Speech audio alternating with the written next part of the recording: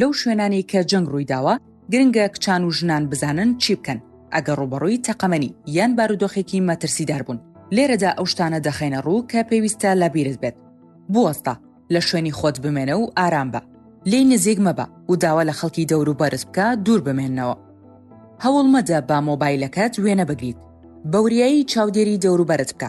بزانە ئەگەر نیشانەکانی تەقەمەنی تر لە دەور و بەرتدا هەیە. بگەڕێەوە ئەو شوێنەی کە تێیدا سەلامەت بوویت بە پێچەوانەی ئەو ئاستەی کە مەترسی تێدایە. هەوڵ بدە هەمان ڕێگا بەکاربهێنیت بۆ گەڕانەوە. ئەگەر دەتوانیت لەسەر شوێنی هەنگاوەکانت یان تای ئۆتۆمبیلەکەت.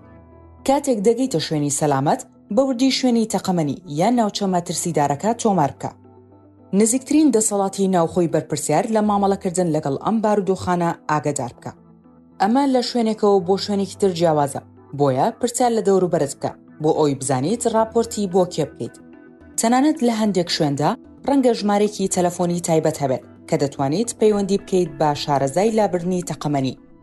لەبیرت بێت بە ئارامی مانەوەت و پەیڕەوکردنی ئەم هەنگاوانە دەتوانێت یارمەتی دەربێت بۆ ئەوەی خۆت و کەسانی دەوروبەرت لە بارودۆخی مەترسیدار بپارێزی.